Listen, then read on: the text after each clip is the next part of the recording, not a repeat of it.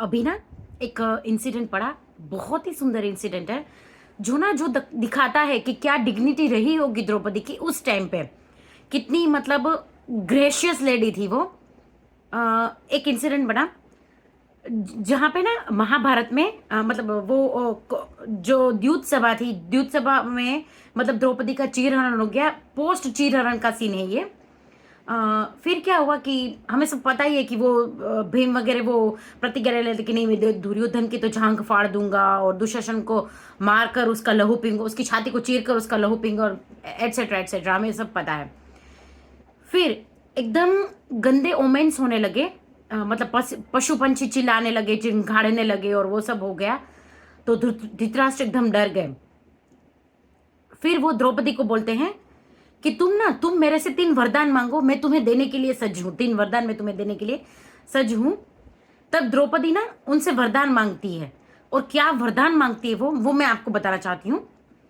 सबसे पहले वरदान में ना वो बोलती हैं कि युधिष्ठिर जो है वो ज्येष्ठ है, युधिष्ठिर, तो आप उनको ना दासत्व से आप उनको मुक्त करो, ताकि जो मेरा पहला बेटा है ना प्रतिविंध्य, मेरा सबसे बड़ा बेटा, वो दास का बेटा ना कहलाए।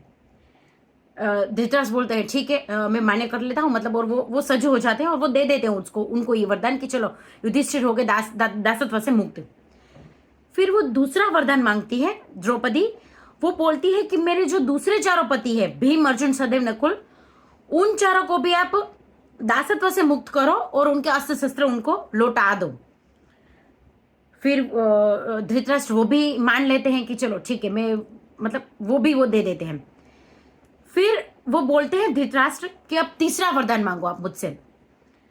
तब द्रौपदी जो बोलती है वो बोलती है कि नहीं, एक तो वो बोलती है कि लोभ है ना वो शत्रु है धर्म का, लोभ ना धर्म का शत्रु है, और क्योंकि मैं क्षत्राणी हूं ना, तो मैं सिर्फ 2 ही वरदान मांग सकती हूँ, मैं तीसरा वरदान नहीं मांग सकती।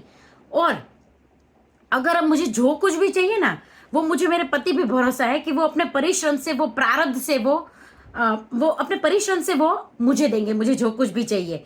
मैं आपसे तीसरा वरदान नहीं मांग सकती क्योंकि मैं एक क्षत्राणी हूं। मतलब हम, अगर वो चाहती तो वो इंद्रप्रस्थ भी मांग सकती थी, लेकिन उन्होंने मांगा नहीं। उसको उनकी पतियों के ऊपर उस टाइम पे भी उसे इतना मतलब कॉन्फिडेंस था, इतना भरोसा था उनको कि नहीं, अब मुझे अगर कुछ भी अब चाहिए ना, अगर सुख संपत्ति कुछ भी चाहिए, तो वो मेरे पति खुद अपनी परिश्रम करके मुझे देंगे। मतलब ऐसी स्त्री जो ऐसे कठिन वक्त में भी वो अपना धर्म नहीं भूली, अपनी मतलब अपनी डिग्निटी नहीं भूली, ऐसी स्त्री, ऐसी इससे एम्पावर्ड स्त्री और कौन हो सकती है।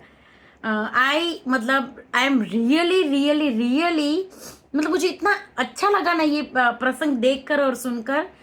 जब मैंने सुना और पढ़ा भी अमी गणात्रा मैम के वीडियोस में, तो मुझे सही में बहुत अच्छा लगा। और अगर आप भी कोई ऐसा प्रसंग वगैरह जानते हो या आपको पता हो महाभारत का ऐसे कोई इंसिडेंट, तो आप प्लीज़ मेरे साथ ज़रूर शेयर कीजिए, और मेरी यूट्यूब चैनल मुनिहर ज्वेल्स को सब्सक्राइब कीजिए, और मेरे इंस्टाग्राम पेज को भी, इंस्टाग्राम एंड एफ पेज को भी प्लीज़ फॉलो कर दीजिए। प्रणिपात। Thank you.